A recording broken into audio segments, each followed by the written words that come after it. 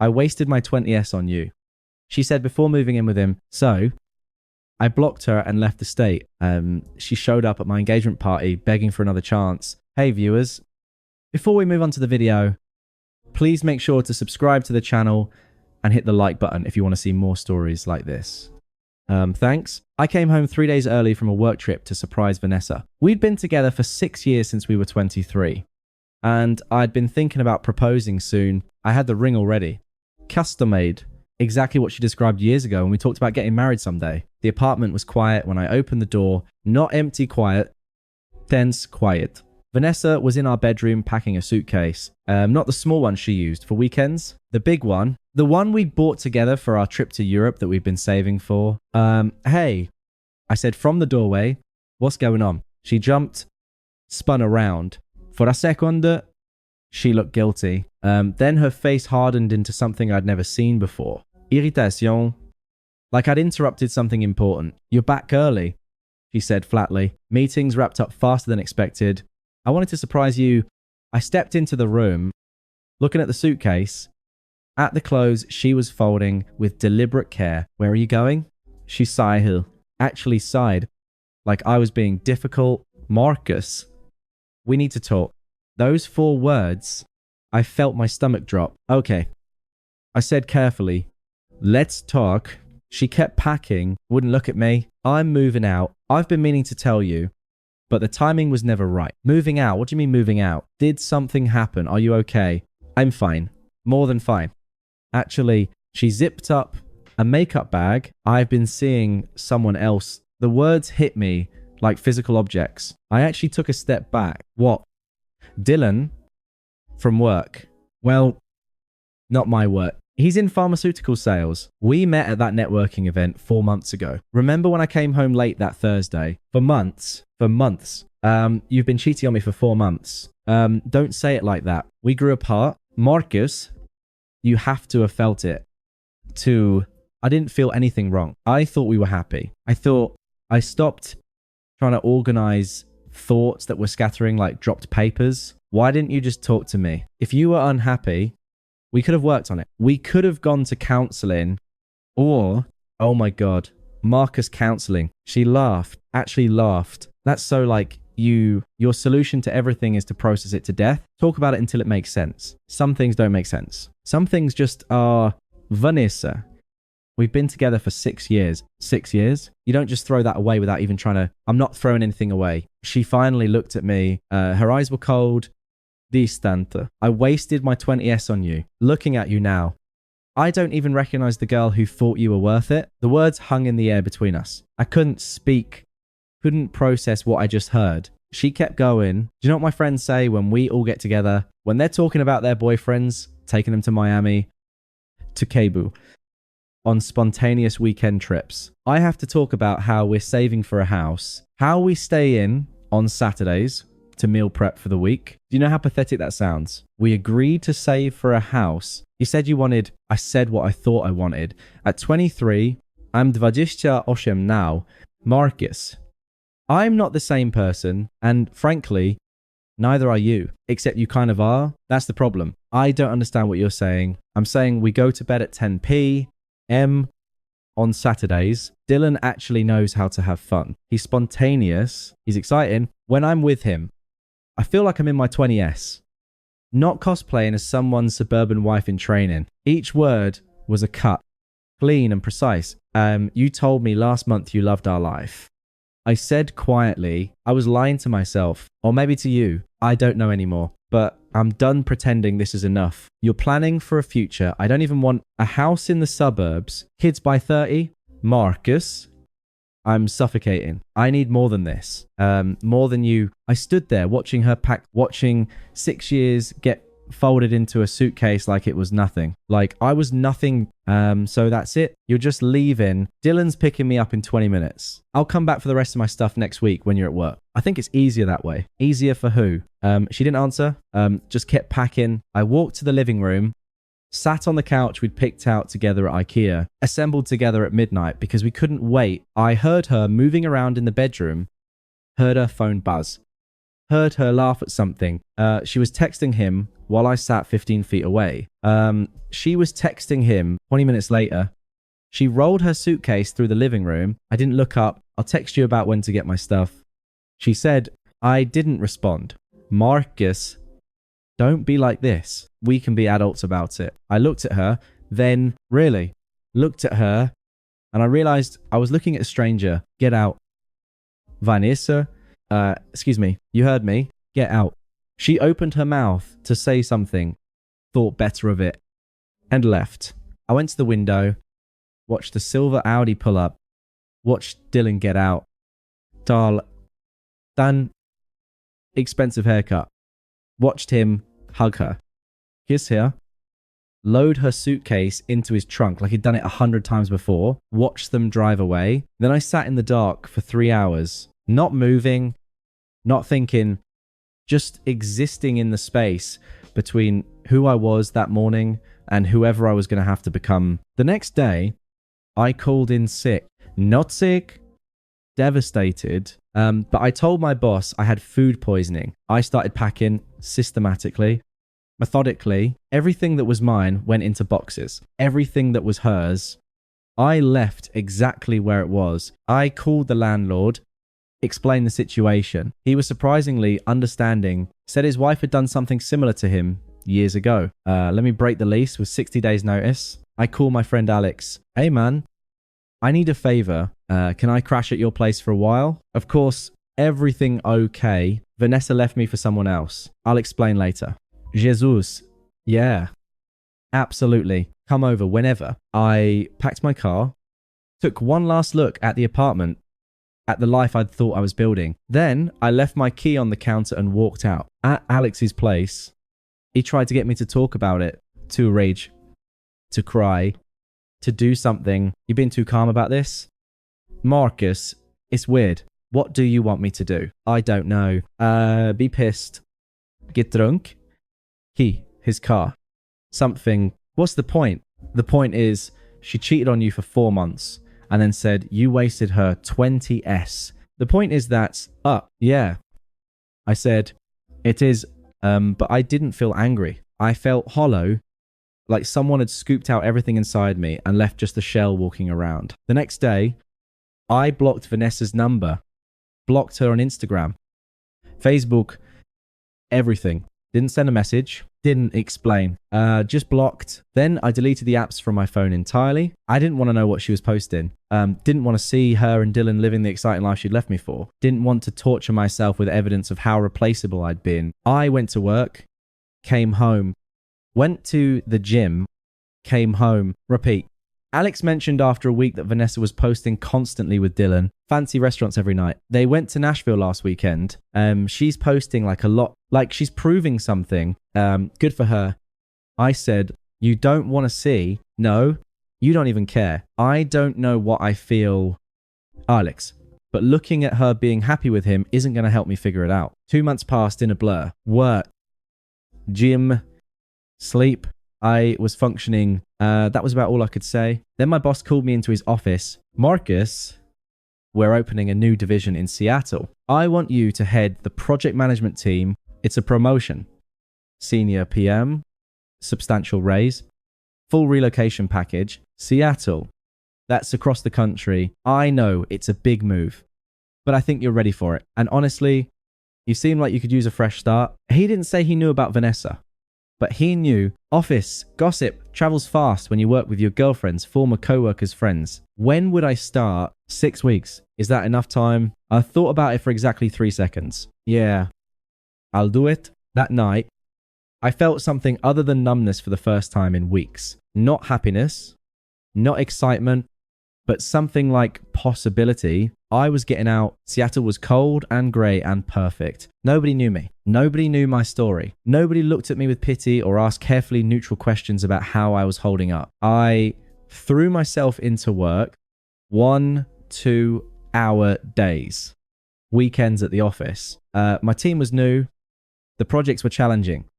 And for the first time in months, I felt like I was actually present in my own life instead of watching it happen to someone else. I joined a new gym, started rock climbing, picked up photography on weekends, not because I was trying to become a new person, just because because there was no one telling me we needed to save money, no one rolling their eyes when I spent money on myself. 5 months after the breakup, I got a text from an unknown number. Hey, can we talk? I stared at it. Knew immediately it was Vanessa. She must have gotten my new number from someone, probably Alex, though I told him not to give it out. I didn't respond. The next day, I know you're getting these the day after, you could at least respond. We were together for 6 years. Then Dylan and I had taken a break. I've been thinking about everything. Then I made some mistakes. Can we just talk? Please. I read each one, felt nothing, deleted them, changed my number the following week. 2 months later, Alex called. Dude, I ran into Vanessa yesterday. Okay. She looks rough. Man, like really rough. She asked about you. What did you tell her? That you moved to Seattle and you're doing well? Was that okay? It's fine. What else did she say? She said Dylan dumped her, said she found out he was seeing other girls the whole time they were together. Said she moved back in with her parents. She was crying. It was actually kind of sad. That's rough. I said, and meant it in the same way I'd mean it. Hearing about a stranger's bad luck, that's it. That's all you've got. What do you want me to say? Alex, I don't know. Something, she destroyed you, and now she's destroyed. I thought you'd feel something. I feel bad for her. But that's not my problem to solve. She asked for your number. Don't give it to her. I didn't. But Marcus, she's really messed up. I think she realizes what she lost. Good. Maybe that's what she needed to realize. A week later, my phone rang. Different number. I answered thinking it was work. Marcus, please don't hang up. Vanessa's voice. Shaking, crying. How did you get this number? I called your office, told them I was your sister, and it was a family emergency. Please. I just need to talk to you. I should have hung up, should have blocked this number too. But something kept me on the line. Not hope, curiosity. Maybe. I'm listening. I made a mistake, a huge mistake. Marcus, Dylan wasn't who I thought he was. He was seeing other women the whole time. He never took me seriously. I was just something fun for him. I'm sorry that happened to you. I've been thinking about us, about what we had. I threw away something real for something that was fake. I see that now. Okay. That's all you're going to say. What do you want me to say? Vanessa, I want you to say, you forgive me. I want you to say, we can try again, that we can fix this. I'm seeing someone. Silence. Long enough that I thought she'd hung up. You're what? I'm seeing someone. Her name is Sarah. We met through work. It's been 10 months. Marcus, you left me for someone you'd been with for 4 months. 10 months seems reasonable. This is different. We were together for 6 years. You can't just replace that. I'm not replacing anything. I'm moving forward with someone you barely know. I know her well enough. She's kind. She's honest. She doesn't make me feel like I'm not enough. Marcus, please. I know I hurt you. I know I said terrible things, but I was confused. I was scared of settling down. I thought I wanted something else, but I didn't. I wanted you. I've always wanted you. You wanted me after everything else fell apart. That's not the same thing. So that's it. After everything we had, 6 years means nothing to you. You said you wasted your 20s on me. I decided not to waste my 30s on someone who thought that I paused. I don't think about you anymore. Vanessa, that's not true. That can't be true. It is. I hope you figure out what you want. But it's not going to be with me. Take care of yourself. I hung up, blocked the number, sat there for a minute, waiting to feel something. Guilt, regret, satisfaction. But I just felt tired. For months later, Vanessa's mum called. I almost didn't answer. But some old reflex kicked in. I'd always liked her mum. Marcus. Honey, it's Patricia. Hi, Patricia. How are you? I'm all right. Listen, I know this is awkward, but I wanted to talk to you about Vanessa. I don't think that's a good idea. She's really struggling. Marcus, she made a mistake, a terrible mistake, but we all thought you two were perfect together. She's realized what she lost. She just needs a chance to make it right. With respect, Patricia, that's not my responsibility anymore. She needs closure. Marcus, You just disappeared. You blocked her. You won't talk to her. That's not fair. She got exactly what she wanted. She left me for someone else. She told me she wasted 6 years with me. I think that's all the closure either of us needed. She didn't mean those things. She was confused. Maybe.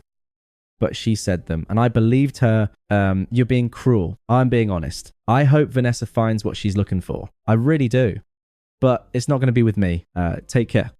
Patricia. I ended the call. The next week, her best friend, Henna, messaged me on LinkedIn. Apparently, one of the few platforms I hadn't blocked her on.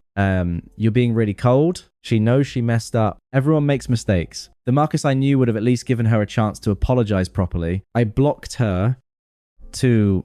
Then came the email. Long single-spaced, sent at 2:47 a.m. It started apologetic, how she'd made the biggest mistake of her life, how she thought about me every day, how she'd give anything to go back and make different choices. Then it turned how I'd given up so easily, how I'd never fought for us, how I'd just disappeared, like 6 years meant nothing, how I was cold, emotionless, how maybe she'd been right. Maybe I'd never really loved her at all because someone who loved her would have fought to get her back. It ended with... I guess I was right. You never really loved me anyway. You just loved the idea of me. The moment I stopped being convenient, you erased me. Maybe Dylan was a mistake, but at least he actually felt something. I read it twice. Then I deleted it. Felt absolutely nothing. 2 years after Vanessa walked out, I got invited to Jake's wedding. Jake was my buddy from college. One of the few people who'd stayed consistently in touch after I'd moved to Seattle. You should bring Sarah. He said over the phone, I want to meet this woman who's got you smiling again. I'll ask her, where's the wedding? Hartford, that's your hometown. Right? Yeah. Haven't been back in a while. Well, it'll be good to see you. Man, fair warning. Though, Vanessa's invited. She was Rachel's roommate in college. I wanted to give you a heads up in case that's weird. I paused, waited for the tightness in my chest, the anxiety, something. It's fine. That was a long time ago. You sure? Yeah. I'm sure. And Sarah and I flew out the weekend of the wedding. She'd met most of my Seattle friends, but this would be her first time meeting people from my old life. Are you nervous? She asked on the plane. About seeing Vanessa. Not really. Not even a little. Honestly, I'm more nervous about you meeting Jake. He's going to tell you embarrassing stories about me from college. She squeezed my hand. I already know you're a dork. Your college friend can't make it worse. This was what I hadn't known I was missing. Ease, comfortable. Someone who made me laugh without trying. Someone who chose me every single day. Not because I was convenient or safe, but because she actually wanted to. The engagement party was the night before the wedding. Open bar. Fancy venue. All of Jake and Rachel's friends mixing together. Sarah looked incredible. Black dress. Hair done. Smiling at everyone like she'd known them for years. I introduced her around, caught up with people I hadn't seen in years. I didn't see Vanessa at first, wasn't looking for her. Then I went to get drinks and she was there at the bar alone. She looked diminished. That's the only word for it. Thinner, tired. Her dress looked expensive but somehow wrong on her. Like she was wearing a costume. She saw me. Her face did something complicated. Hey, Marcus. I turned genuinely surprised. Vanessa. Hi, silence. Awkward and heavy. You look good. She said, finally, thanks. You too. Lee. But what else do you say? How have you been? She asked. Good. Busy with work. I'm okay. Better than I was. I'm actually doing PR for a startup now. It's small, but it's something that's good. More silence. I got my drinks from the bartender. Is that... She nodded towards Sarah, who was laughing with Jake across the room. My fiancée, Sarah, we're getting married in the fall. I watched her face, watched something in it break. Oh, that's... Wow. Congratulations. Thank you. That was fast. 2 years, isn't that fast? Right? Of course. I just meant she stopped... Started again. I wanted to say I'm sorry for how things ended. For what I said. I was really awful to you. It was a long time ago. Was it really? Sometimes it feels like yesterday. I didn't know what to say to that. Do you ever think about us? She asked quietly. About what we could have been. I looked at her, really looked at her, and I tried to find something, some remnant of what I'd felt, some echo of the person I'd been when I'd loved her. Nothing. Not really.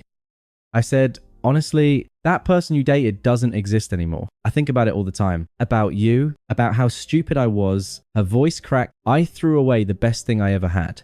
Marcus. I know that now. I knew it the day Dylan left. I knew it every day after. I was so stupid. You made a choice. We both did. I don't blame you anymore. But do you forgive me? I thought about it. Really thought about it? Yeah. I said, I forgive you. But that doesn't change anything. We could try again. We could, Vanessa. No. Why not? You forgave me. You just said, forgiving you doesn't mean I want you back. It means I stopped carrying what you did to me. That's for me, not for you. So that's it. You're just done. After everything we had, Sarah appeared at my elbow, then perfectly timed. Hey, babe. Jake wants to do a toast soon. She smiled at Vanessa. Hi, I'm Sarah. Vanessa stared at her, at me, at Sarah's hand on my arm. Vanessa? She managed. We used to date. Oh. Sarah's smile didn't falter. It's nice to meet you. They shook hands. I watched Vanessa's face as she took in Sarah, watched her, see what I'd found after her. Someone who looked at me like I was exactly enough. Someone who lit up when I walked into a room. Someone who'd chosen me and kept choosing me. We should get back. I said, good to see you. Vanessa, take care of yourself. I took Sarah's hand and walked away. Didn't look back. That night, Sarah asked me about it. That was her, wasn't it? The one who left you. Yeah. She's still in love with you. I know. Does that feel good? Like revenge? No. It just feels sad for her. But not for you. Not for me. Not anymore. She kissed me. Good. Because you're stuck with me now. Lucky me. I said, and meant it. The next day was the wedding. I was a groomsman. So I was busy most of the day. Saw Vanessa sitting at a table on the bride's side during the ceremony. Saw her watching me during the reception. I danced with Sarah, laughed with Jake, gave a speech about friendship and finding the right person being worth the wait. Never looked at Vanessa once. Not out of spite, not out of some calculated power move. I just didn't think about her. Later, I was outside getting air when she found me. Marcus, please. Just one more minute. Isal, Vanessa. You said you forgave me. Can you just listen? Really listen? Okay. 1 minute. I know I don't deserve another chance. I know I said unforgivable things, but I need you to understand I was terrified of getting married, young, and having regrets. Terrified of never experiencing anything else. And Dylan represented all of that. He was the opposite of you, exciting and dangerous and new. I understand that. Do you? Because I need you to know that leaving you was the worst decision I ever made. Every single day since has been worse than the one before. I lost you. I lost our future. I lost myself, and you just moved on. Like it was easy. Like I was nothing. It wasn't easy. And you weren't nothing. But I couldn't stay in love with someone who saw me as a waste of time. I didn't mean it. Yes. You did. Maybe you regret it now. But in that moment, you meant every word. So what? I'm just supposed to live with that forever. With knowing I destroyed the best thing in my life. You're supposed to learn from it and find someone who makes you feel the way Sarah makes me feel. What if there isn't anyone else? What if you were it? Then you'll be alone. And I'm sorry if that's the case. But Vanessa, I spent my 20s building a life with you. You told me those years were wasted. So I spent my 30s building a life. I actually chose a life with someone who thinks time with me is anything but a waste. She'll never know you like I did. You're right. She knows me better. She knows who I actually am, not who I was trying to be. For someone who didn't appreciate it, Vanessa was crying now. Full on crying. I can't accept this. I can't accept that it's really over. It's been over for 2 years. You're the only one who hasn't accepted it because I love you. No? I said gently, you love the security. I represented, you love the idea of not having to face what you did, but you don't love me. You don't even know me anymore. That's not fair. None of this is fair. Vanessa, you leaving wasn't fair. You cheating wasn't fair. You telling me I wasted your 20s wasn't fair, but it happened. And we both had to figure out how to live with it. I'm sorry you're still struggling. I really am. But I can't fix that for you. Sarah appeared in the doorway. Marcus, Jake's about to cut the cake. Coming. I looked at Vanessa one last time. I hope you find what you're looking for. I really do, but it's not me. It hasn't been me for a long time. I walked back inside, took Sarah's hand, joined my friends at the cake table through the window. I could see Vanessa standing alone in the dark watching. Sarah leaned into me. You okay? Yeah. I said, and I was... The next morning, we flew back to Seattle, back to our apartment with a view of the sound, back to our life together, back to something real. People ask me sometimes if I ever got closure with Vanessa. If I ever got to say what I needed to say, I did, but not in the way they think. The closure wasn't in any conversation. It was in the moment I stopped needing her to understand, stopped needing her to apologize, stopped needing her at all. She thought she wasted her 20s on me. Maybe she did, but I didn't waste my 30s mourning someone who never deserved the best years of my life in the first place. That's the thing about people who leave you for someone else. They want to believe you'll fall apart, that you'll never find better, that they were your peak. The best revenge isn't making them regret it. It's building a life so good that you forget to care whether they regret it at all. Vanessa thought she was my story, the great love, the one that got away, but she was just my lesson. Sarah's my story, and it's a story I actually chose. Thanks for watching. Make sure to subscribe to the channel and hit the like button. What do you think about this story? Share it in the comments.